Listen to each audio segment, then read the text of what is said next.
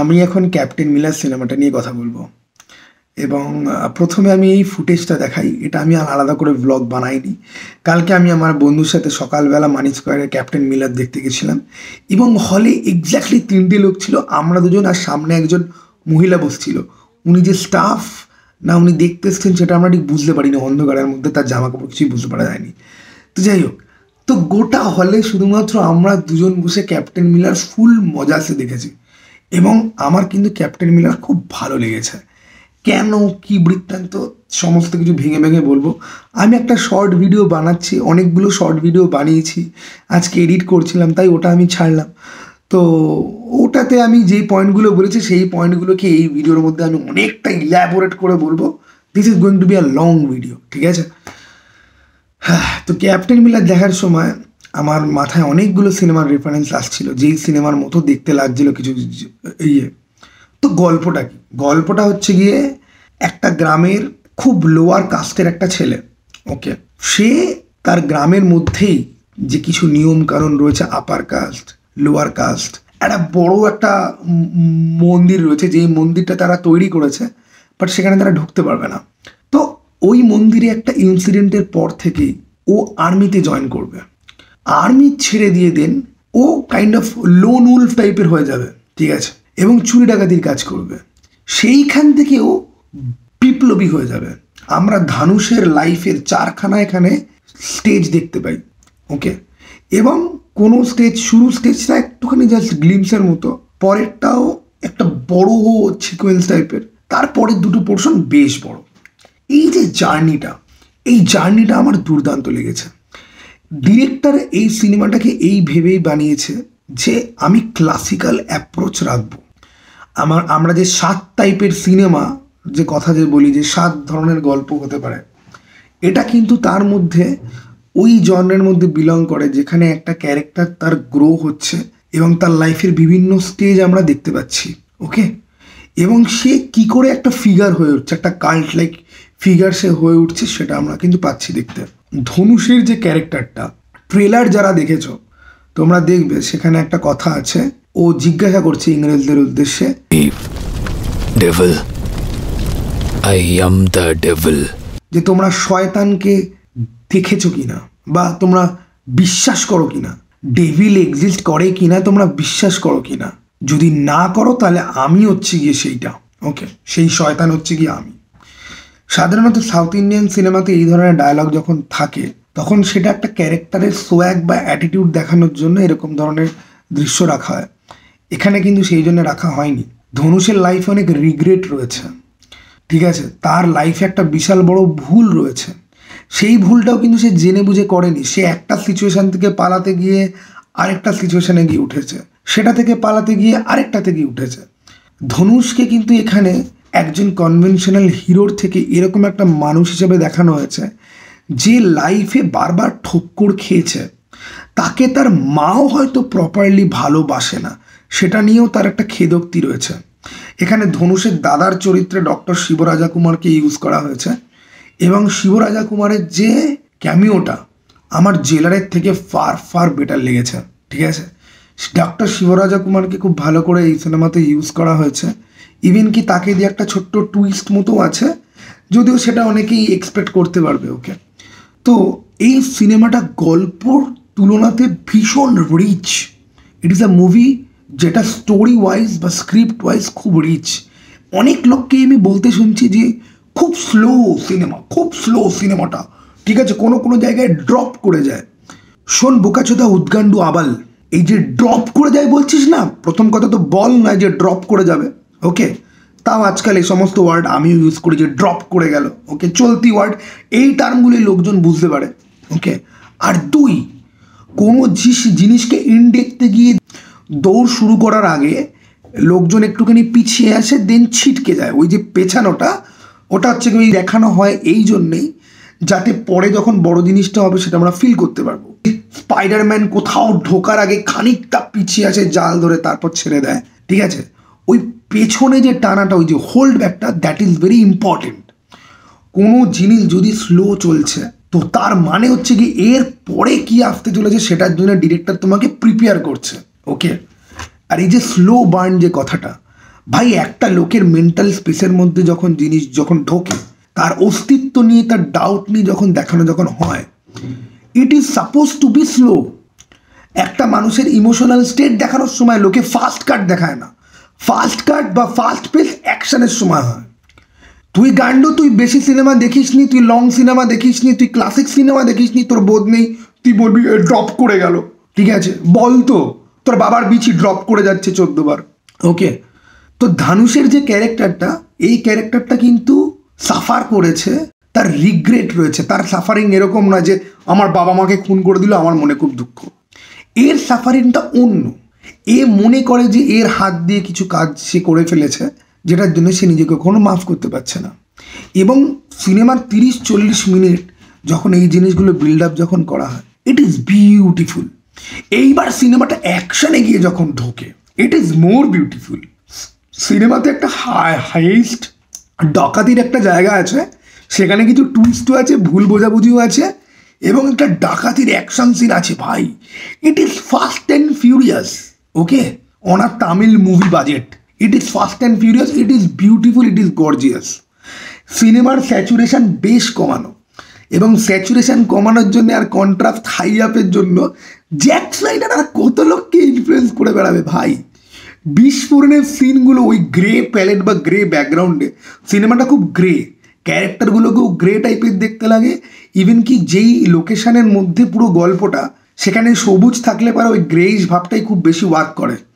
এবং তার মধ্যে যখন ব্লাস্ট হয় না, ইট লুকস বিউটিফুল। ঠিক আছে, যে গ্রের মধ্যে হলুদ, ব্ল্যাক স্মোক, হলুদ কালারের মানে এক্সপ্লোশনের যে ইয়েটা, it looks beautiful. Fast and furious. আর র্যাম্বো না, আমি আমার ভিডিওতে র্যাম্বো 5 বলেছি, সরি আমি ভুল বলেছি। র্যাম্বোর 2008-এর যে সিনেমাটা, যেখানে র্যাম্বো লিটারালি লাস্টটা মেশিন গান নিয়ে পুরো ভিয়েতনামি ওই অত্যাচারী লোকগুলোকে পুরো গুলি করে পুরো ছাল্লি করে দেবে না, ওই যে সিনগুলো, ঠিক আছে, ওই সিনগুলোকে এবার তুমি 2x বা 4x-এ ইম্যাজিন করো, এইখানে ওই রকম সিন আছে ভাই। আর ক্লাইম্যাক্স, আর ভাই এই গল্পটার মেন সম্পদ ভিলেনগুলো কেন ভিলেন, এদের মোটিভেশন দেখানোর তোমার দরকার পর্যন্ত নেই। এখানে ধানুষের ফিল্ম মানে কাস্ট ইস্যু থাকবেই। আমি আগেই বলেছি ধানুষ লোয়ার কাস্ট থেকে বিলং করে, তো আপার কাস্টে কিছু লোক রয়েছে, ওকে, যারা ওই লোয়ার কাস্টের লোকদের আর্তনাদ পর্যন্ত শুনতে পেলে তারা খুশি হয়ে যায় যে ও যন্ত্রণা পাচ্ছে, এই আওয়াজটা শুনে আমার আনন্দ।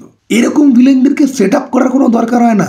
এরা চুদির ভাই হয়, এই চোদনা চুদির ভাইরা চমচম টাইপের হয়, এবং এদেরকে সিনেমাতে এইভাবে বিল্ড আপ দেওয়া যায়। ঠিক আছে, যে হারামি।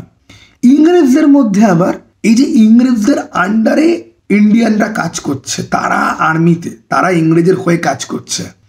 এই ইন্ডিয়ানদেরকে ব্যাড লাইটে অনেক সিনেমাতেই দেখানো হয়, বাট এখানে এক নচ ওপরে নিয়ে যাওয়া হয়েছে। এখানে একটা সৈনিক রয়েছে, যাকে আমি দুদিন আগে দ্য ভিলেজ বলে ওয়েব সিরিজের মধ্যে দেখতে পেয়েছিলাম। তার মুখের এখানটা কীরকম জানো, সে বলছে যে একজন সৈনিকের কর্তব্য হচ্ছে কি তার কর্নেল ক্যাপ্টেন তাকে যা বলবে উইদাউট কোয়েশ্চেন সেইটা করা। এই যে স্লেভারি যে মেন্টালিটি, এরা কিন্তু খুব নিষ্ঠুর হয়। ওর বস ওকে যা বলবে সত্যিই তাই করবে। ইভেন কি বসকে খুশি করার জন্য বস যদি 2টো থাপ্পড় মারতে বলে 3টে মারবে। এবং এই ধরনের ক্যারেক্টারগুলোর হচ্ছে গিয়ে ভিলেনগুলো বিল্ড আপের অ্যাকচুয়ালি দরকার হয় না, বিকজ এই ধরনের ক্যারেক্টার রিয়েল লাইফেও প্রচুর আছে। যারা অফিস টফিসে কাজ করে না, এই বসের পাঁচাটা টাইপের কিন্তু কুকুত্তা পাবে দেখতে, সবার সাথে বন্ধুত্ব পাতিয়ে রাখে, এরা কিন্তু সবার শত্রু। এখানে ওরকম টাইপের একটা ক্যারেক্টার আছে, দেখলেই বোঝা যায় হারামি। এবং ভাই ধনুষ ওই যে ট্রেলারে দেখাচ্ছিল একটা লোককে লাফিয়ে উঠে ঘাড়ের মধ্যে কোপ মারলা, ওটা ওই লোকটা ছিল। ভাই আমি চূড়ান্ত রকমে আমি ওর মরার দৃশ্যে ফাঁকা হলে আমি মর সুরে হচ্ছে বলে আমি চিৎকার করেছি। It is beautiful. ঠিক আছে, ওই ভিলেনটা আরও বেশ 3-4টে ভিলেন রয়েছে, যেগুলোকে দেখলে তুমি বুঝবে যে এগুলো তো চোদনা চুদির ভাই, এদেরকে তো ঠাস ঠাস করে থাপ্পড় মারা উচিত। আর ভাই ক্লাইম্যাক্সের অ্যাকশন, ভাই ও ভাই, ক্লাইম্যাক্সের action is a thing of beauty. দেখো, আমি আমার ওই শর্ট ভিডিওতে বলছিলাম যে RRR-এর একটুখানি ছিড়কা রয়েছে। RRR-এ এই ইংরেজদের সাথে ইন্ডিয়ানদের ফাইট, আমাদের মেন যে হিরোদের ফাইট, সেটাকে সুপার হিরো স্টাইলে ট্রিট করা হয়েছে। ওকে, এখানে আমরা গেরিলা ওয়ারফেয়ার দেখতে পাই। এখানে ওয়ারের যে সিনগুলো, this scenes are very realistic. ধানুষকে কিছু অ্যাবসার্ড জিনিস করতে দেওয়া হয়েছে, বাট ওই অ্যাবসার্ড জিনিসটা মানে হচ্ছে কি যে ও একাই অনেকজনকে মারছে, বাট এটা এই জিনিসটা বুঝতে হবে এখানে যে ধানুষ কিন্তু ট্রেন্ড অলরেডি, সে আর্মিতে গেছিল, দেন সে চুরি ডাকাতি করেছে, ডাকাতের গ্যাংদের সাথে সে ঘুরে বেরিয়েছে, দেন সে এখন একদম ক্যাপ্টেন মিলার হয়ে উঠেছে, যে বিপ্লবী, ঠিক আছে, বিদ্রোহী বিপ্লবী। ওকে, তো লেভেলস এবং ধানুষ তার এন্টায়ার লাইফ এই সমস্ত ভায়োলেন্স বা মারামারির মধ্যে দিয়েই সে এসছে। আর্মিতে ট্রেনিং পাওয়া লোক যদি ভায়োলেন্ট হয়ে যায় আর আর্মির বাইরে চলে আসে, তাহলে ভাই তাণ্ডব হতে পারে। সেই তাণ্ডবটাই এখানে হয়, অ্যান্ড দ্যাট তাণ্ডব লুকস বিউটিফুল। ওকে, সমস্ত কিছু মিলিয়ে আমার সিনেমাটা দারুণ লেগেছে। এবার এই সিনেমাটা একটাই জিনিস আমার বাজে লেগেছে, এই সিনেমাটা না একটা সিঙ্গুলার স্টোরি হতে পারত এবং সিনেমাটা সেরকমই ভাইব দেয়, বাট সেই লাস্টে গিয়ে একটা ক্রেডিট সিনের মতো, যেখানে একটা ভিলেনের ক্যারেক্টারকে অ্যাকচুয়ালি বাঁচিয়ে রাখা হয়েছে, সে গিয়ে কাউকে ইনফর্ম করছে যে এই হয়েছে সেই হয়েছে।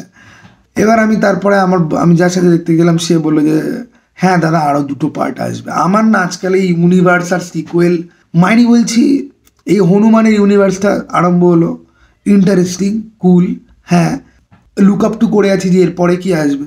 বাট ক্যাপ্টেন মিলার আমার মনে হয় একটা সিনেমাতেই শেষ করা যেতে পারত, এর সিকুয়েলের কোনো রকম দরকার ছিল না, ঠিক আছে। বাট এটাকেও সিকুয়েল ইউনিভার্স হয়তো করা হবে, হু নোজ, ঠিক আছে। নাও সমস্ত কিছু মিলিয়ে আমার সিনেমাটা বেশ ভালো লেগেছে, বেশ ভালো মানে বেশ ভালো। কেউ কি দেখতে গেছে আদৌ? আমি হলের ইয়েটা আমি 2-3টে ছবি তুলেছি ভাই, কেউ নেই হলে, ঠিক আছে, কেউ নেই। তো কেউ কি দেখতে গেছো আদৌ? এবং যাও, দেখো এই উইকটা না খুব ভালো, যতগুলো সিনেমা বেরিয়েছে সবকটাই আলাদা আলাদা জনরা থেকে বিলং করে, অ্যান্ড প্রত্যেকটা নিজের নিজের ভালো ভালো জায়গা রয়েছে, ঠিক আছে। তো এটা হচ্ছে গিয়ে প্রপার একটা অ্যাকশন ফিল্ম।